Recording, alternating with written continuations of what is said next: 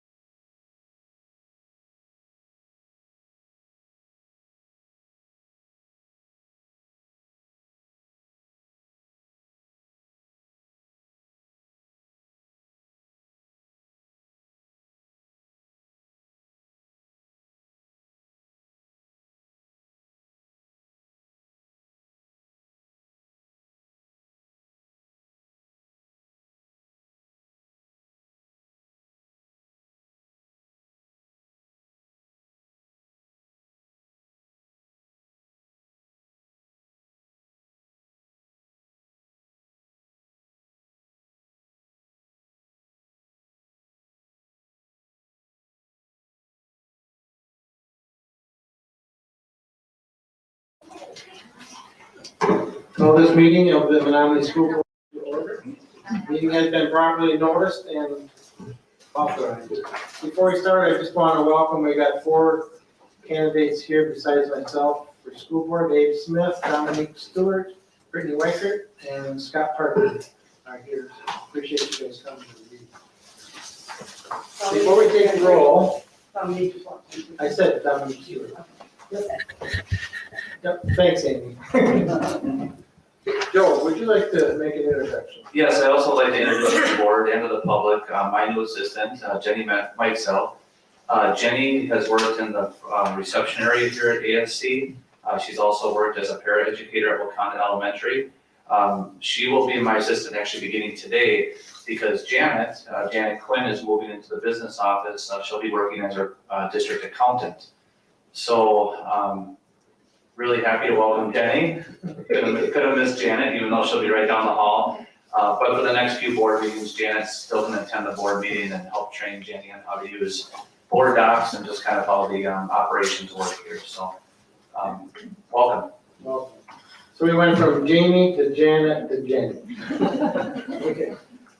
Good luck, board members. Okay, at this time, Janet, would you please take the roll?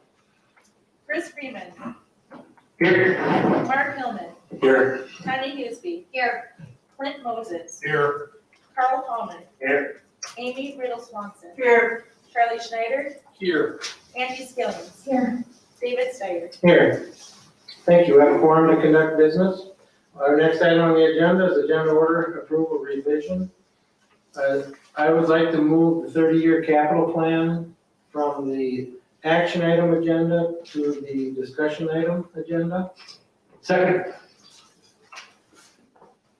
We don't even need a motion, I don't think, so. But thanks anyway. Anybody else have anything they want? Clint? I agree with that. I was gonna actually propose that as well. Since this is the procedural portion of the meeting, I have a procedural question, Mr. President. Who decides what makes the agenda for these board meetings? Anything that is properly sent to me, I put on the agenda. So if we have a form that you fill out, if that form is filled out, I can't think of a time that I did not put it on the agenda. So I asked, not Joe and I actually worked together to put the agenda together. Okay, thank you. Anything else for agenda approval? Division? Amy? I want to do the same thing as well. I just want that for the record. Okay. So that will be on the discussion item agenda. I will note that even though it's moved to the discussion item agenda, since it was an action item, it can be requested to vote on that at the meeting. It's up to the board what they want to do, but just so the board's aware of that, since it was posted as an action item. Do you want that at the beginning or at the end of the discussion? Might as well do it at the beginning, if that's okay. I really have no. We'll do that first. And just to, one other thing about the agenda, there has been some discussion in the district about curriculum transparency. And just so board members know, there will be an agenda item at our next meeting regarding that. So Everybody's aware of that. Item D, recommendations, commendations, we have none. Our next item is community communications. I have received 3.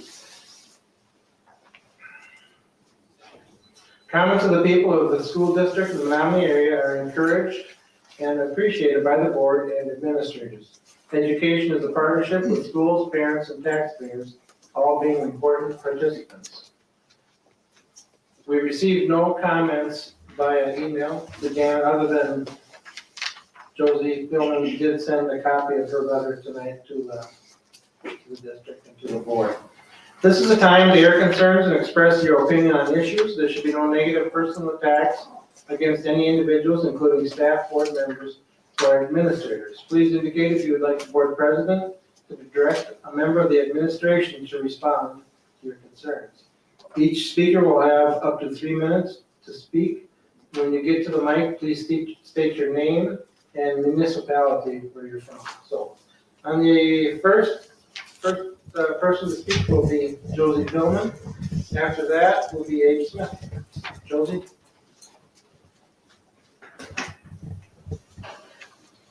Feel free to adjust the microphone. Board members and Dr. Zajdowski. The school district, I'm supposed to say, my name is Josie Pillman and I'm from Knapp, which is in the school district, Menomonie School District. Thank you. Board members and Dr. Zajdowski. The school district of the Menomonie area purpose is to foster inclusive and welcoming learning environments that are free from discrimination, harassment, and bullying, regardless of sex, sexual orientation, gender identity, or gender expression, including transgender and gender nonconforming students. Additionally, to facilitate compliance with the district policy and local, state, and federal laws that prohibit discrimination, harassment, and bullying, to provide professional development to school staff regarding gender identity issues, and to create safe and supportive learning and working environments. I just quoted the introduction to the gender support plan for students of the school district of Menomonie. It is offensive to call perverted, immoral, quote, gender expressions, unquote, inclusive and welcoming. Wrong is always wrong, and wrong is never good. Your own conscience bears witness to that. This policy is evil. The same sentence calls correction of these perversions, discrimination, harassment, and bullying. The student peers are instructed to not so much as question a fellow peer going astray. To further entrench the wrong, the educators are to be given professional development classes where they are being told they are to create safe and supportive learning and working environments for these desperate pupils who are falling off the rails.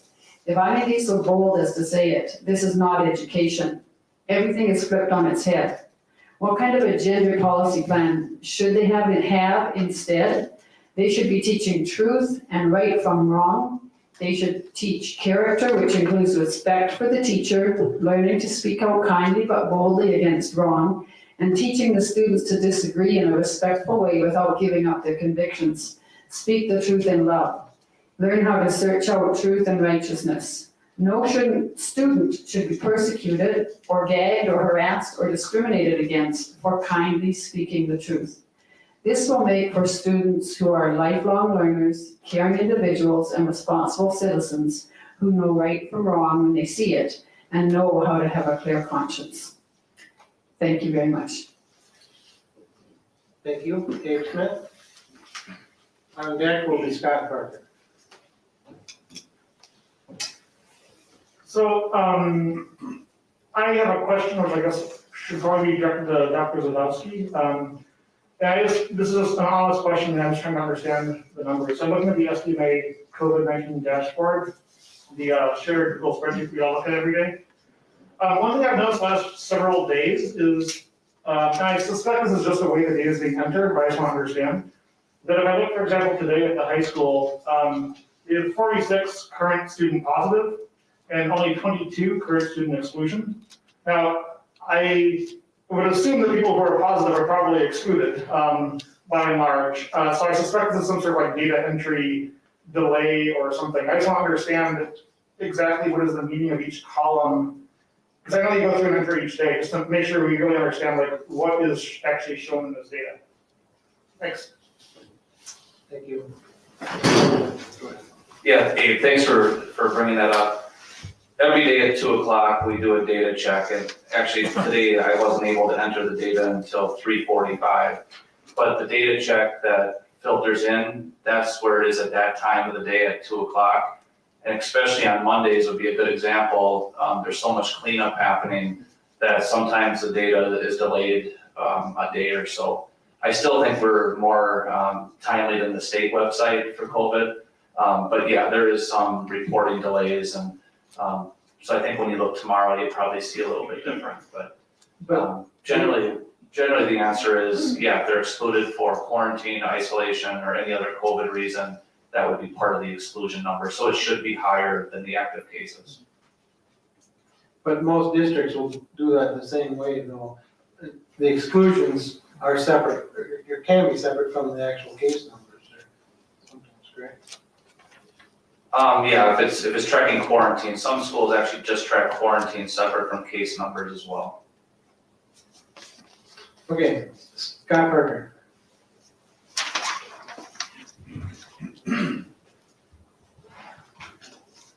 Good evening, everybody. My name is Scott Parker. I live in Menomonie, just right on the north side of the lake. It's pretty close, very convenient.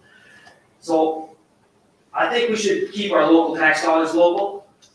On September 29th of last year, the National School Board Association issued a letter asking the Department of Defense, Department of Justice to investigate parents under the Patriot Act as domestic terrorists when they are unruly. I think as part of this public comment, you said that you encourage parents and members of the community to come and voice their opinions, and that is very clearly deterring public participation. On November 9th of last year, WASB announced that it will be withdrawing its membership. After they made that announcement, they found out that they cannot withdraw their membership based on their own rules. At the conference, I read that they were planning on changing the rules to eliminate the specific text that says they have to be members of the National School Board Association. I haven't been able to find if that resolution passed. It did. It did, wonderful. So moving forward, WASB can withdraw their membership if another national organization forms. And since then, 27 states have issued disagreements with that letter. 17 states, including Minnesota, have withdrawn their membership.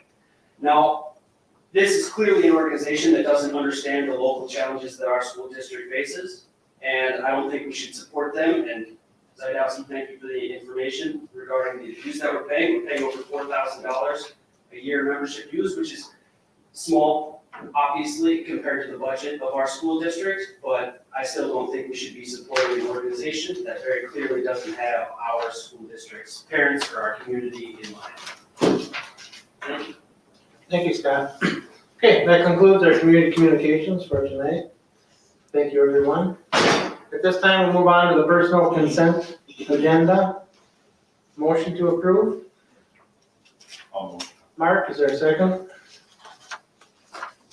I second. Carl? Any discussion? Can I just ask a question? Yes. Did you change the format you used to actually put the, actual resignation in here? Now it's just a letter from the district to the employee? Is that something new? Oh, I see, so instead of the letter from the employee, the letter of the acknowledgement got loaded in. We can include the notice from the employee as well. It's just been that way a couple of times, so I was just curious. Sure, no, thanks for bringing that to our attention. Anything else? Okay, Janet, let's go. Just a reminder to board members, don't forget to refresh your screen at some point.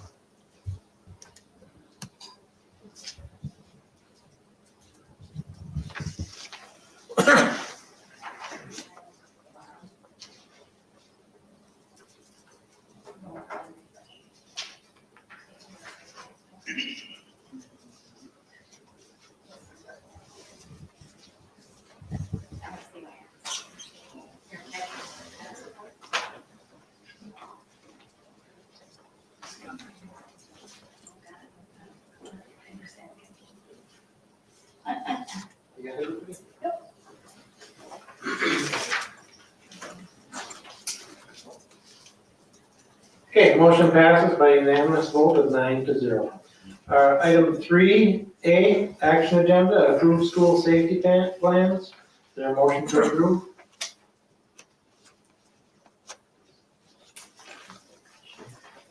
So moved. Clint, is there a second?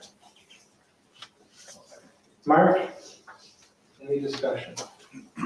Amy? After reading through the multiple pages, and I appreciate the updates that were made, that I've seen that were not updated, like teachers that weren't even here anymore, CPR trained, all that. So that was fixed, and I appreciate that. But I guess my concern is I was going through the end of them, where they have the CSA 10 assessments. I was wondering how we're doing on fixing some of those things that they asked for improvement to make it as far as best practices, or if they're still kind of the same as it's written as Good question, Amy. I can tell you that with the pandemic, not many projects have been completed. Now, some have, and I know some other board members have reached out. I do think it would be appropriate to bring back a report for the board before the start of the next school year and kind of list all the different projects and identify which ones are prioritized, which ones haven't been. Some of them, like the middle school entrance, I think that was a much needed improvement and that one's completed. There's other things I think, the board might want to consider, but maybe not as high priority. I know one of them was putting fencing all the way around Oaklawn Elementary School. Whether or not that is beneficial related to the cost, I think is something the board would want to think more about. So I would recommend that the board approve these plans tonight. However, bringing back a report to the board before the start of next school year is something that we could target. So in regards to like Amy was saying, all those items, they're not financially covered yet to be done. Some of them may be, but I think others, Tanya, I think there needs to be a discussion about whether or not that's something we even want to do. For instance, I don't know that I would recommend fencing all the way around Oaklawn Elementary School. So are these part of the 30-year maintenance plan? Are these mapped out on that? There may be some, like our camera systems and things like that, those certainly are included. But if there's other specific items that the board would like to change, they may not be reflected. Any other discussion? I was surprised at the detail they get into with the CISA, and what they go through. So, a lot of stuff. I requested we move it to tonight, so we had time to read through it, because it is detailed and copious last time, and I have zero concerns with the activities in the plan, so the preparation, if something happens, here's what we do, and I read them in detail. And it is just, what things do we want to prioritize as we come out of hopefully COVID distractions. So to have that report by September, do we need to modify the motion at all, or is that part of this discussion so that it'll be captured and brought forth? It's really at the board's pleasure. I mean, I have it noted and we'll put it on the calendar of board reports. If you'd like it reflected in the record, you certainly could offer an amendment for that to be the case.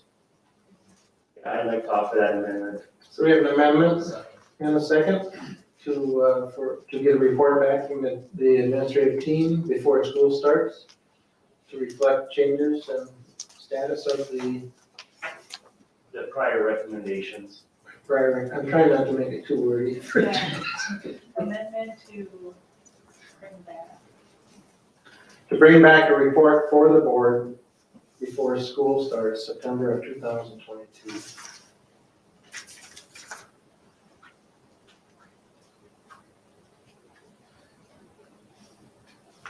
I don't know if you want me to add, or Carl, if you wanted to add, that will reflect adjustments or changes or status.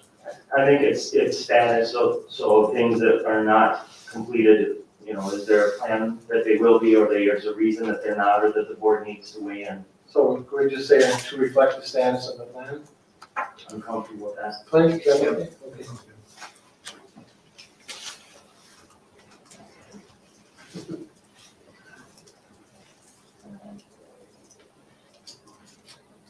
It may be clearer to say status of improvements, recommended improvements, because of the plan itself, the activities, the actions, I'm comfortable with the suggested enhancements or improvements. Good, Yeah, that's fine. okay, I don't think it's too loose. status of improvements. So bring back the report of the status of improvement by September. Bring back a report on the status of improvements to the plan.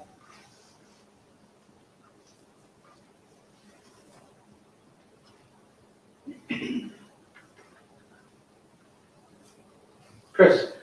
Just to be clear, I think you were asking specifically for the status of the recommended improvements. So that's a little bit different, and it's just being more clear and precise, which would be helpful for everyone. You want the word recommended? Yeah, because that's specifically. Recommended improvements need to be in that motion.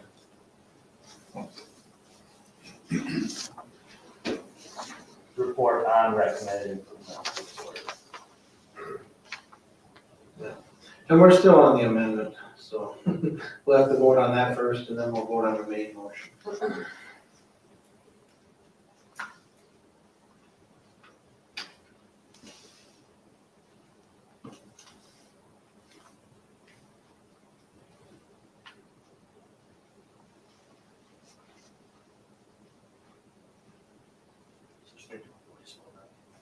Yeah, Does that make it simpler? yeah. Is everybody comfortable with that on the amendment during the voice vote? Okay. All those in favor signify by saying aye. Aye. Opposed? Okay, the amendment passes. Now we'll get to the main motion, which Janet has just about done, right?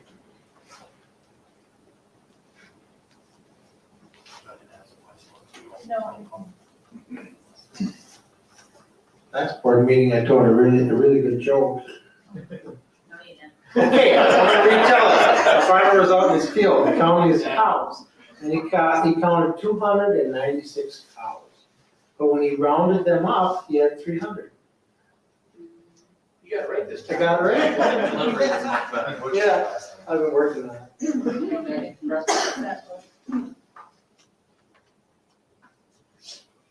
Yeah, I think so. Is that okay? Okay, any further discussion on the motion? I think we're good. Okay, Janet, let's vote.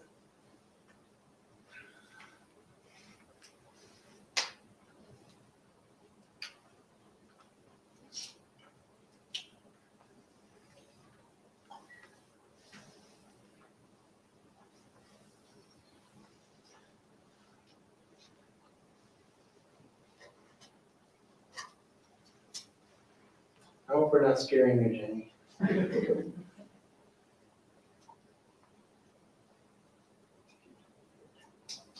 Okay, the motion passes 8-0 with one abstention from Charlie Schneider. So the motion passes.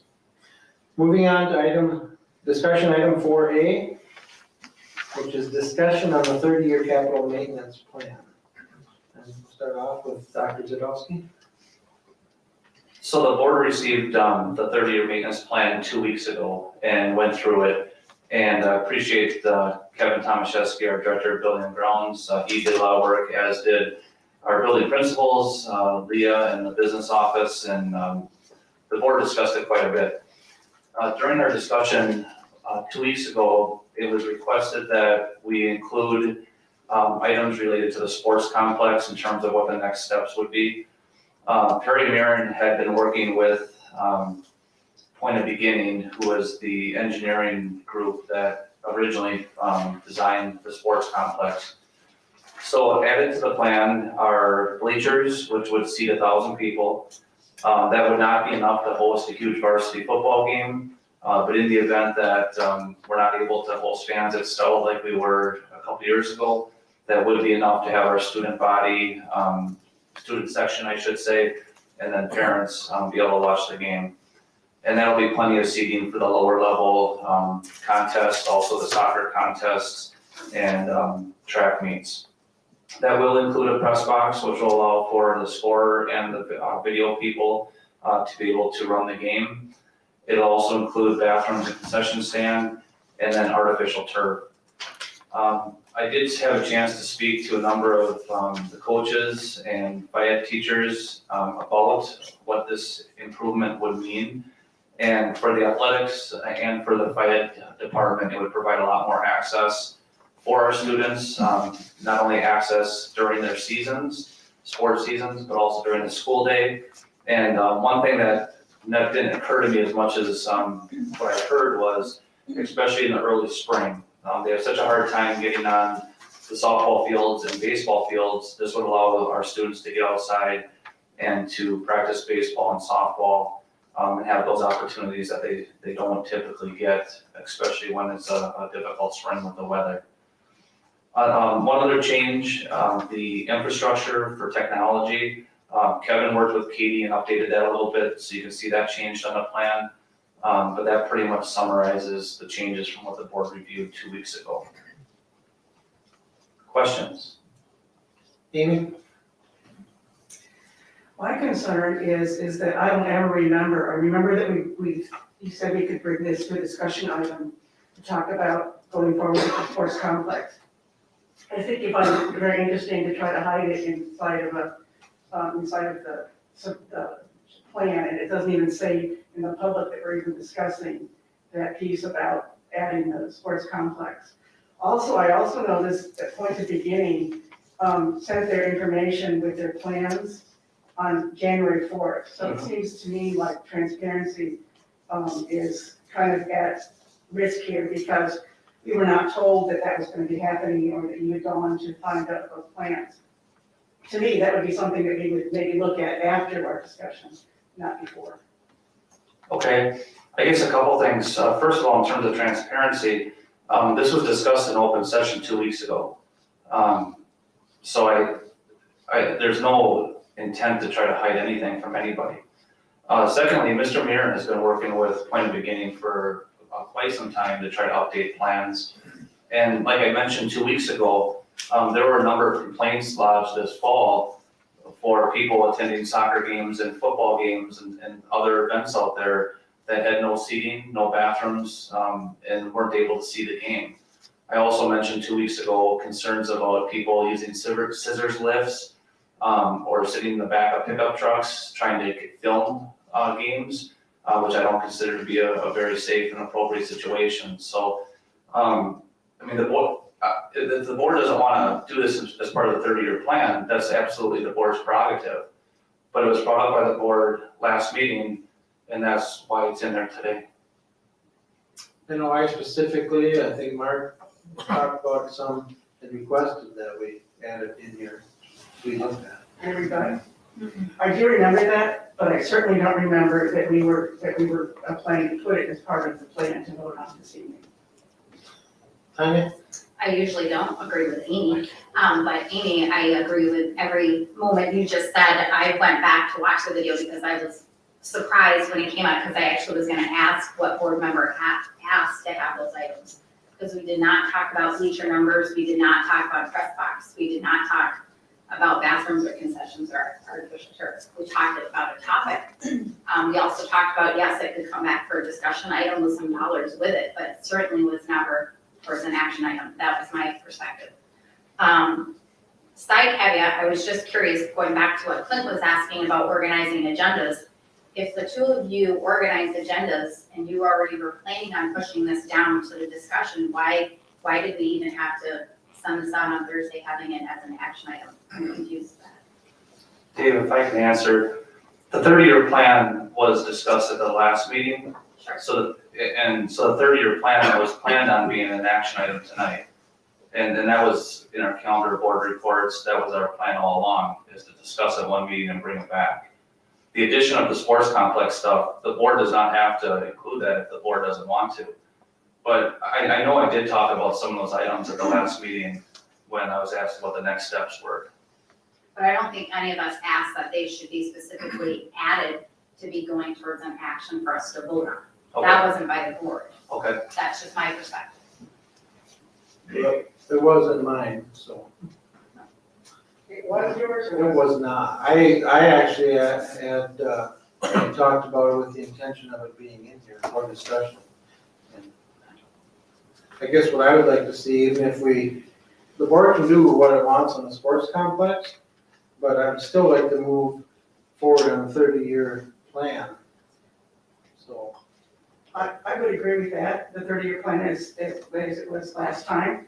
And then then you have a discussion item of the $2.632 million that it's gonna cost taxpayers to do the improvements on the thing. I'm not saying that it's a bad thing. You know, I hear what you're saying with your improvements and fans and everything, but I just think the way it was presented is not healthy for our board. good. Thank you. And correct me if I'm wrong, none of this information was available outside of executive content to the taxpayer, correct? The way this meeting was set up, because if I logged in not under the authenticated site, if I was any of these people sitting here, I couldn't see this, correct? Correct. Yeah, I can't believe I'm gonna say it, Amy, but I'm in complete agreement with you on this. And I'm not against the sports complex, it just stinks. The way this was done stinks. I feel like I'm in the federal government and Congress where they put together a bill and sneaking stuff in. This is stinky. So I'm okay with moving ahead with the 30-year plan the way we discussed it, but not with this. There were some changes made to the technology sector as well. Do you have problems with those changes? I'm supportive of the tech infrastructure change, and I do want to draw attention, the cardio equipment line 175 is not part of the sports complex. That's a request for capital in the building up above the field house area to address a shortage of equipment, broken equipment. That was not on last time, but I requested it last time. Thank you, Carl. I forgot to mention that when I was going through the list.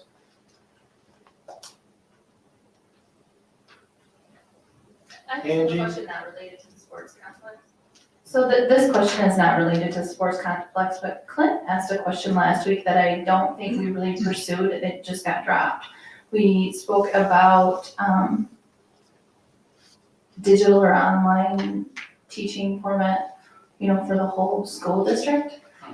Is that something that, we could look into as a board to see what would that cost? What program would we use? How would we change over to make that more user-friendly for students and parents?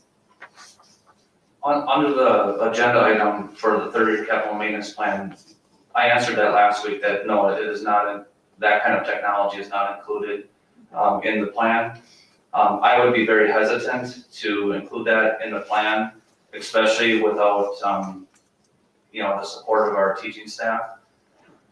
And I said this last time, throughout the pandemic, we have tried to protect our teachers from having to have both virtual and in-person instruction going on simultaneously.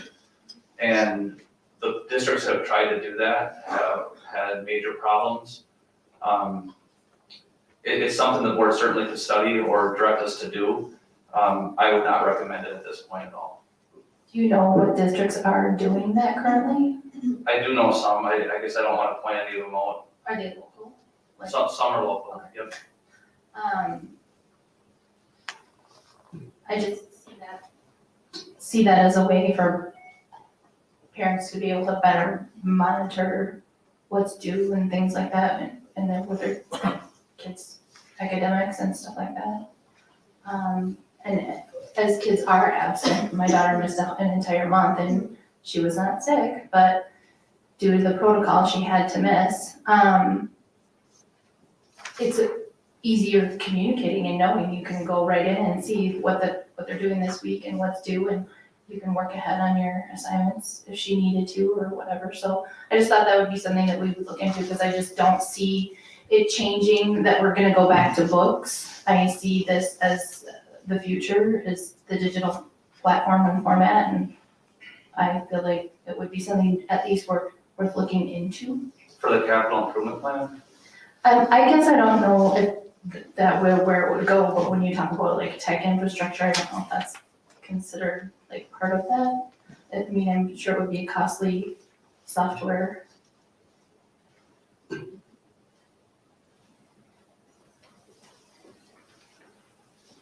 Any other discussion? Chris? Okay, so I think I get what you're saying, and it does make kind of sense, because when you're talking about building a virtual school, it is definitely part of infrastructure. So thinking that in the way in which that you suggested seems to be, it would be out of the ordinary, considering the way we normally think about instruction, but in this case, it would be adding another structural change to the way in which the education is administered.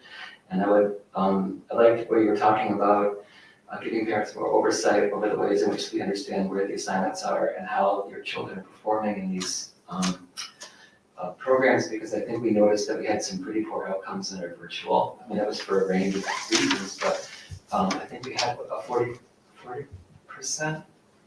Remember you brought this up, Clint? It was the amount of people that were failing was astronomical. And we tried to make some way which we could kind of mollify those results, but I mean, no matter how you look at it, they were really challenging.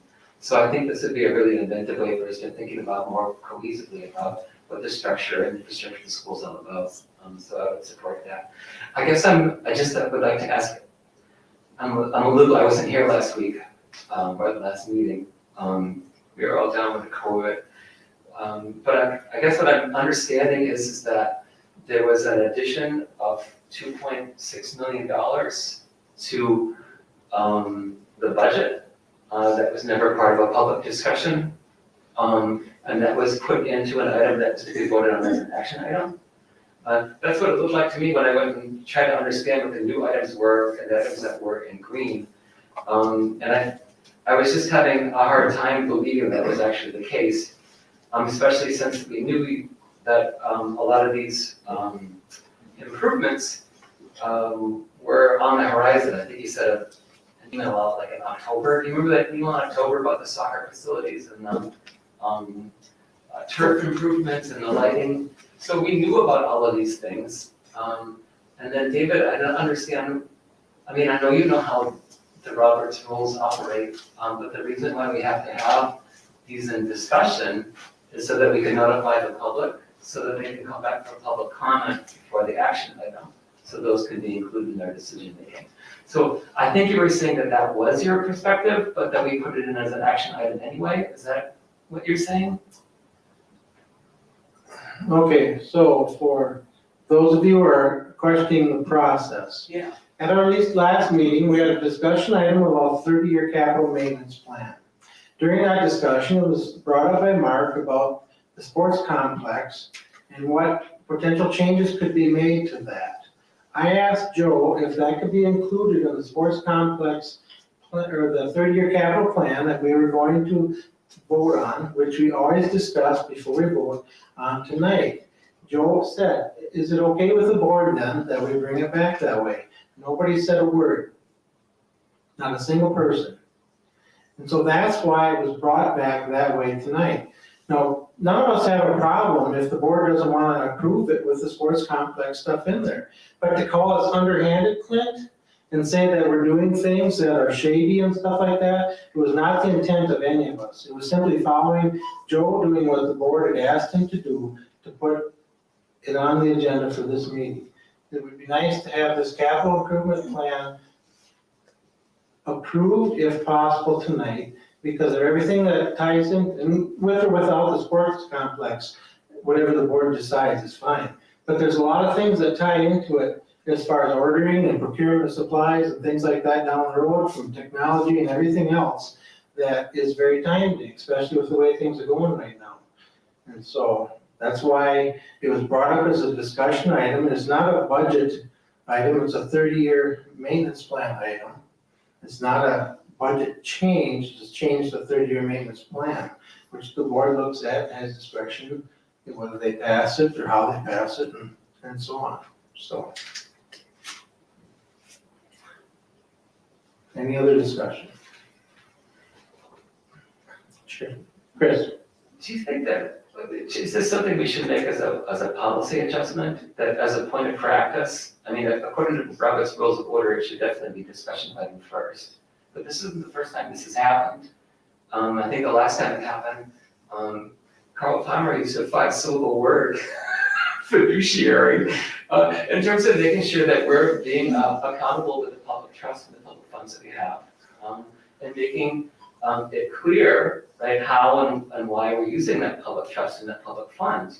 So just as a point of process, it should be a no-brainer that all these items should be moved to a discussion before we bring them to an action item. And I think that's the way in which the Robert's rules are designed to operate. So is this something that we have to put into a policy, or is that just something you think you could do just as a general way in which you manage the board as president? Charlie?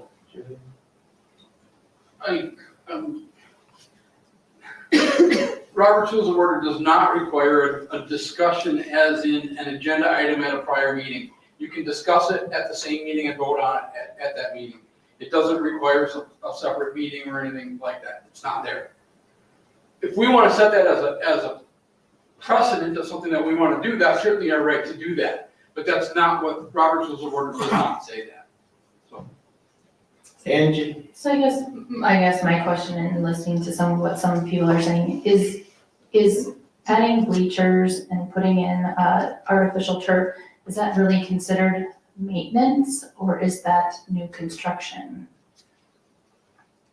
And should that be something, I guess I'm not, forgive me for lack of understanding and knowledge, should that be a referendum or is there a certain dollar amount that is set when you're spending X number of dollars, then it should be a referendum? Or it is, once it's all done and built, then it goes into a maintenance plan kind of a thing? I'm just thinking. Yes, good question, and some of this terminology, it's capital improvement and maintenance. And I think Leah talked about this 2 weeks ago when we discussed this. It's really equipment over $5,000.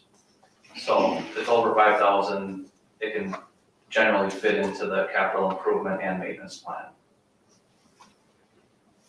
I guess what I would ask is a motion to amend this, to take out the language regarding the sports complex, to leave the technology piece in there, along with the cardio equipment, and basically any changes or tweaks that were done to the maintenance plan prior are not including the sports complex changes that were made this time. That is something that the board would be agreeable to. I'll make a Make that motion. motion. Okay, we have a motion Second. and a second. Can I repeat the motion, please? Okay, so the motion then, since we haven't had a motion to approve, we don't have to amend. So a motion to approve the 30-year capital maintenance plan with the changes that were made minus any of the language to do with the sports complex.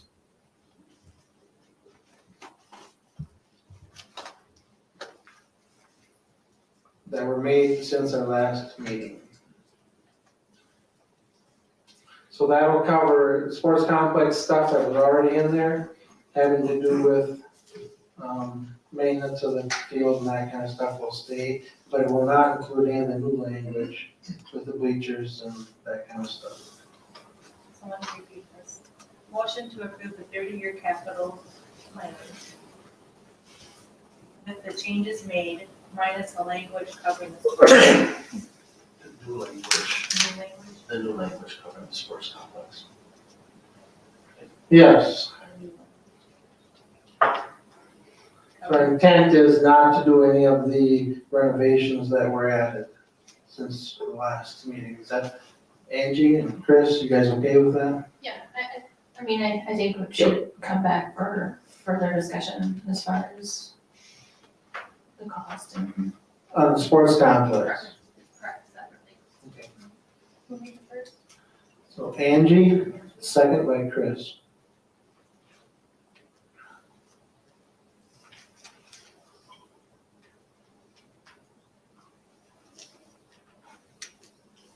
Any further discussion on the motion as it stands? Okay, let's vote.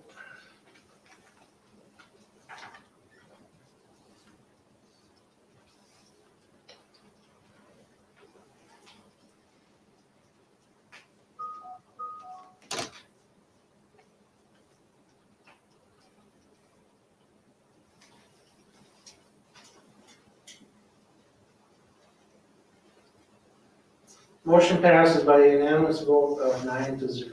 Dave, if I could ask a question, I just want to clarify now. So does the board want a discussion or action, whatever, related to the sports complex on the next meeting? Amy, A discussion item would be great. A discussion item would be great. can we have a show of hands or a roll call vote maybe? So that we're crystal clear on this?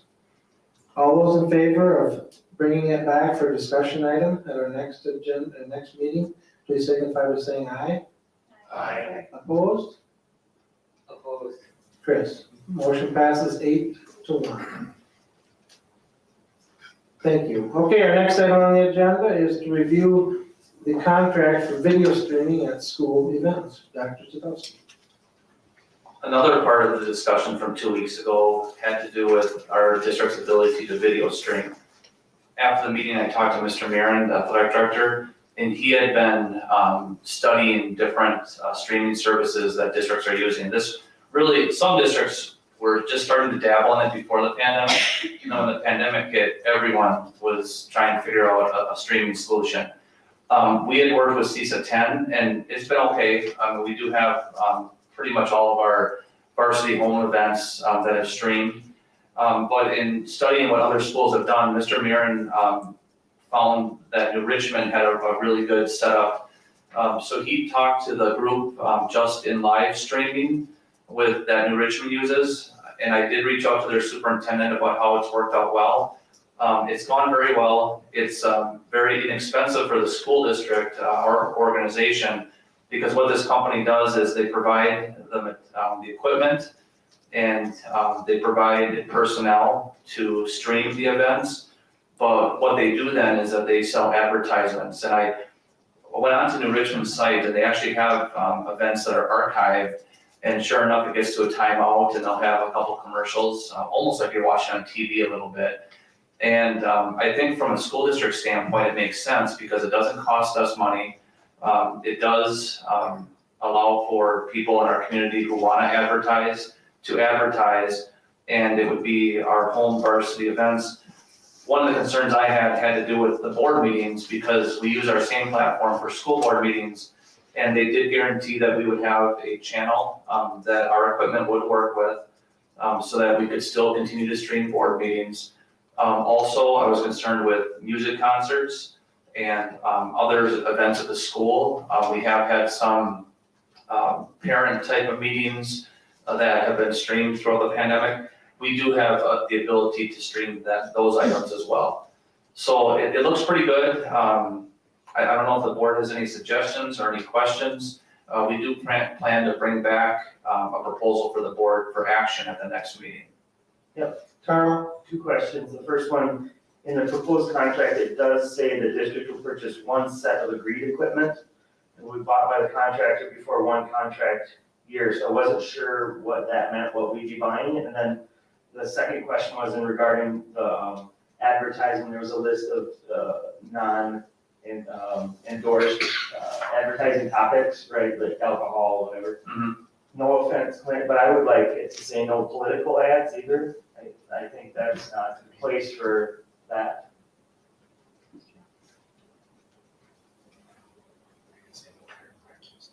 I didn't say that. Carl, I'll double check on the equipment, but my understanding is that the equipment we have can be used for some of the streaming. But let me double check on that before we ask you to take action in the future. The cost was $1. $1, yeah. In the contract. Any other questions? Amy?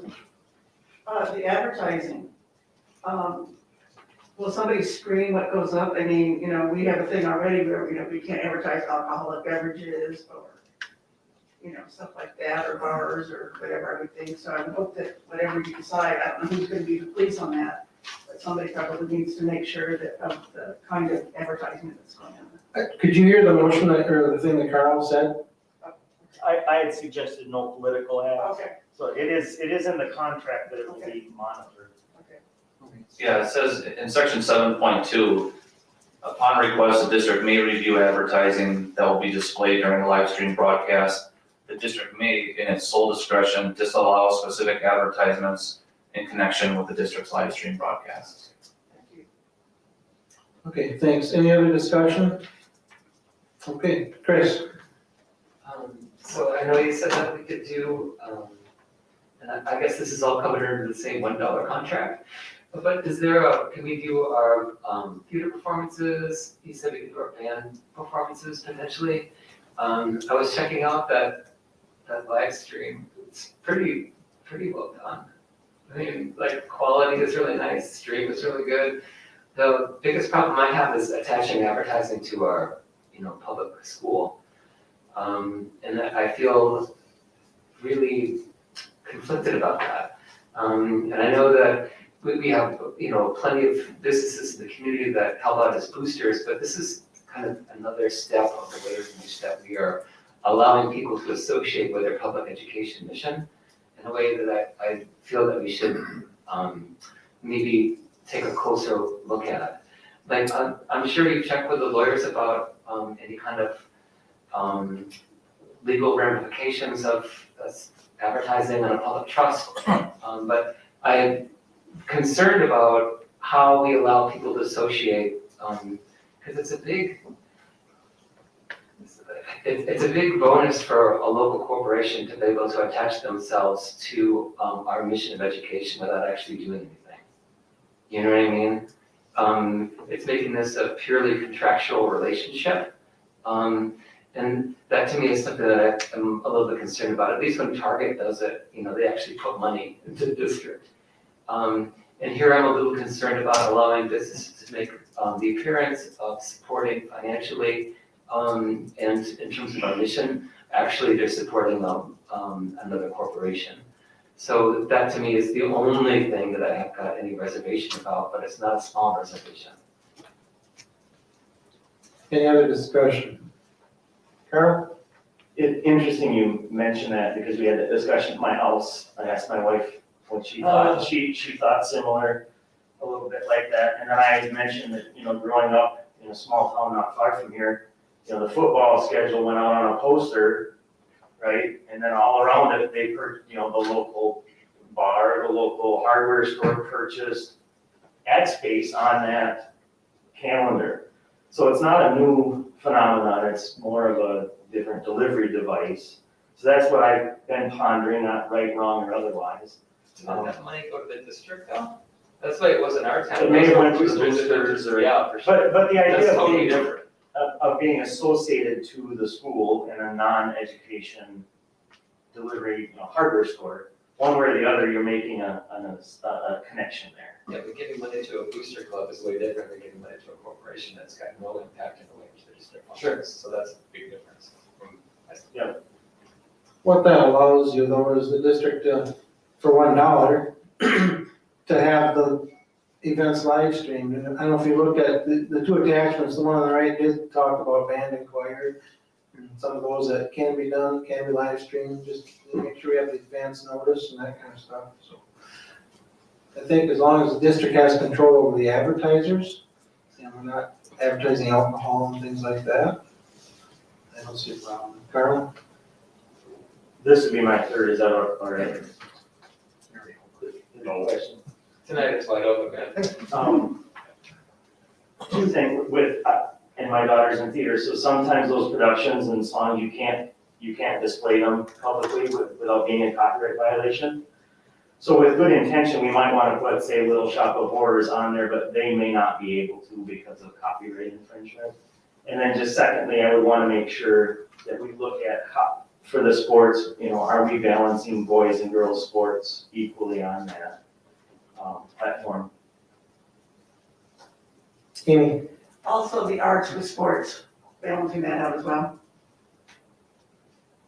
Anything else? Kevin? Overall, I think the streaming idea is a great idea, and I think we need to get into it. We need to do it and do it right. The question is, Chris, as you brought up, do we want to do this with a corporation? If we don't do it with a corporation, then we need to be ready to get an advisor and get equipment and do it right. Because right now, it's not very good. It's okay, and it's a lot better than nothing, but it still could be a lot better. If you watch some of the other schools and what they do, it's amazing what they do. And I'm sure that some of the ones that I've watched have been from this company, I didn't pay a lot of attention. But we need to be doing something like this for the arts and for athletics. And so we need to get into it. We need to decide whether we want to go there or not. If we don't want to do this, then we need to make the decision, spend some money, get an advisor and do it right. Any other discussion? Okay, we'll plan on bringing this back at the next meeting on the action agenda. Student enrollment update, Dr. Zanowski. This is just an informational item for the board. We did have our January count. There still are calculations ongoing, so it's not finalized or certified yet. However, the student body count for January was 3,272, and you can see how that compares to past years. Any questions at all? Okay, we'll move on. Item 4, discuss professional development report. Unfortunately, Brian was not able to join us tonight, but I appreciate his work in putting this report together. A couple things, I talked to Brian today.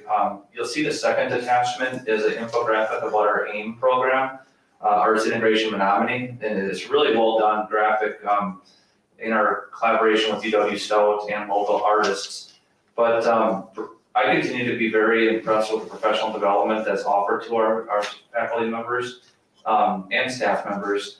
And as we have in previous years, we have some professional development that is district-wide, some professional development that might be more departmental-based, and then we also have professional development investment in terms of individual development. And I think it's important to note that we also have professional development where our teachers can choose what they want to do, and they can submit their own plans. So certainly the pandemic has impacted what we've been able to do. We started the school year with 2 really good speakers. Tom Kidd really focused on staff wellness and being healthy, and then Dr. Anthony Muhammad talked a lot about professional learning communities. A lot of the other professional development time we have had this school year has really been focused on giving our teachers planning time. But despite that, you can see there's a number of activities that have been offered. And we're really looking forward to getting back into hopefully a more normalized professional development schedule next school year. But if you do have any questions, by all means, please either let me know tonight or feel free to send an email. And if we need to have Brian come back at a future meeting, I'm sure he'll be here. Any questions? Carl? The slide deck showed, I was gonna ask, how do we know if this is meeting the staff's needs? First slide, I guess. 83% of staff agree that professional learning days are well run as planned. That's from the 2019 school perception survey. Do we have other staff results on the satisfaction with the content? Sure. That one's about delivery, but. And again, Brian can speak more to this, but he does a professional development assessment, and that's sent out to the staff, and he'll be reporting that information when he gets it. So I'd say that's probably one of the better ways to do that, but I can have him speak to that in the future, Carl, as well. Is there one going on this year, one of those surveys? I believe so. I think we do it every 3 years. So. Any other questions? Chris? Yeah, I was hoping that maybe Brian could speak a little bit more to the idea of professional development learning communities, because I didn't see those anywhere on the graphics, but I imagine that would be exactly the type of place that, the district wants to be going forward. So is that something you guys are actively sponsoring? I know we've had a lot of success with it, in the level of education we're at, but finding these cooperative, staff-sponsored initiatives tend to build camaraderie and investment in the school district, but also the classroom as well. So maybe if you could speak to that at the next meeting, that'd be great. Sure. Thanks, Chris. Any other Questions or comments? Okay, we'll move on to item E, discuss summer school. Dave, tonight we have John Sam here. John is our director of summer school for the school district. And I see he shared a slide deck with Janet, which board members also received. So John, thank you for being here and take it away. Yeah, thank you for having me. I know it's, with the temperature outside, it's kind of weird to start thinking about summer, but we are starting the planning process for that. As you can see on the first slide, we want to back up. There you go. The dates have been set, that we're looking at summer school right now, so we are having that set already, so we're excited to put that out in place. Is your mic on? There you go. Oh, I thought it was on, sorry. Is that There better? Now you can hear you fine. Okay. The dates have been set, so you can see those. We've shared them with the staff. We have sent out a staff survey already to try to gain interest in those that are wanting to work this summer. So pretty standard to what we have done in the past. You can see we have our first session, and those are Monday through Thursday, and session 2 is also Monday through Thursday. First session was gonna be a 3-week session, so we gained a little bit just based on the calendar there. We had, remember this last summer, we did have 2 weeks plus an additional 3 days on that first session. So the way the calendar fell, we were able to do 3 of our full weeks of the Monday through Thursday. Then we move on to the summer camps. Our first camp is the art camp, which is working with AIM and that collaboration with SELT. Then we're gonna have our team camp and our STEAM camp.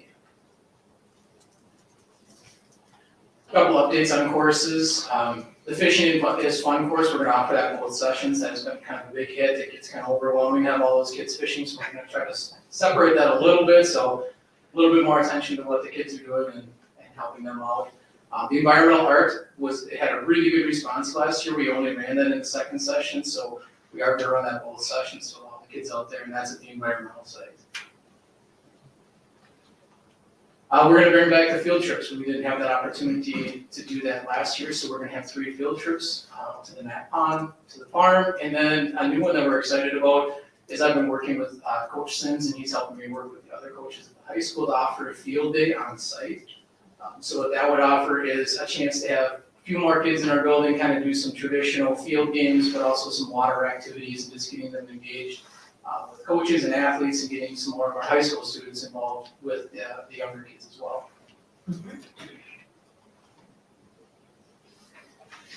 So that's, the gist of what we're doing so far. The other things that we're doing already is just continuing to collaborate with our Parks and Rec department, the Boys and Girls Club, as well as the buildings and grounds, UW Stout, all our other stakeholders that are involved in the summer program right now, just to get the ball moving. And I just met today, starting to look at the brochure, to get to the printer on that and start working on that process too. So all the processes are starting to take place.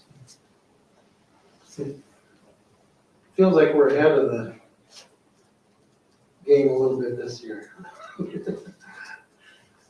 I hope so. Questions for John? Amy? I know last summer, it was really difficult to get teachers involved because they were burned out, and I see the same thing happening this year as well. And obviously, it's pretty early to tell, but, so I can't even tell you if we even had any teachers that have asked to work this summer. But I was just curious about, how that goes, and if they have enough teachers to be able to do all the summer school things that you want to do. Yeah, we're very hopeful that we do. We did send out that staff survey already, and that was just last Friday. We've already had 50 respondents to that, as well as other staff just inquiring about when the dates are. So very hopeful that we'll have the proper staff, and hopefully we'll have them soon so we can get moving with that. Just a question, on the last slide, it says, obviously field trip Fridays, 6:10 is the fishing at the Nat Pond. But that's 6:10 and summer school starts 6:13, so is this something that kids would sign up separate for, or? It would still sign up, yeah, it would. Coincide? The reason we did that is to try to get our extra field trip in before we ended that fiscal, because then we jump into July right away then.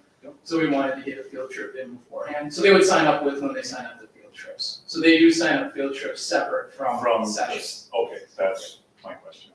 All the field trips are out. Yep, thank you. Other questions? Okay, thank you very much, John. Thank you. Looking forward to it. Item F, discuss preliminary staffing and course offering timeline for 2022, 2023. So this timeline is very similar to what the board has used in previous years. And certainly COVID has, continued to be a challenge. I'm very hopeful that staffing can look a little bit different next year. We were talking about it in our last administrative meeting. What we're likely to do is to provide a staffing plan for the board, like we did last year, that we'll have our base staffing and then have some staffing that may or may not be needed, depending on COVID. And, the ones that, especially the ones that we can wait on. But you can see the timeline there. We'll be working on this over the next few months, and ultimately bringing that to the board for approval. Any questions?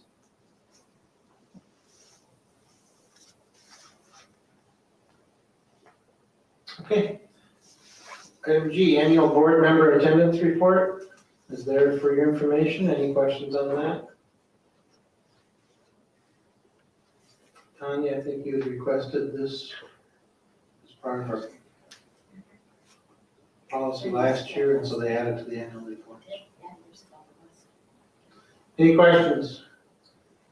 Okay, we'll move on to review extracurricular staff contract requests.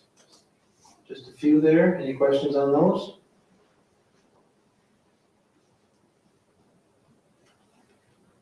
And finally, item I, review items related to next meeting dates, board committee, and reports. Our next meeting is scheduled for February 14th. We'll add that the primary for the school board elections is February 15th. League of Women Voters is hosting a candidate forum on February 7th. It's virtual this year, it'll be at 7:00 p.m.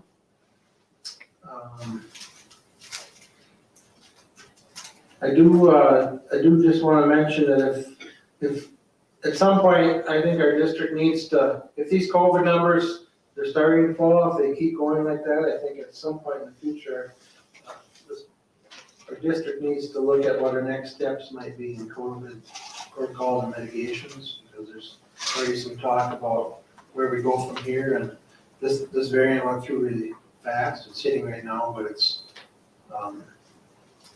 doesn't seem to have as, it could still be deadly, but doesn't seem to have quite as much punch as a Delta variant, but so just want people to be thinking about that too. With that, I have nothing further. Anything else from the board? Okay, we'll take a 5-minute break and then we need to go into closed session. Thank you, everybody.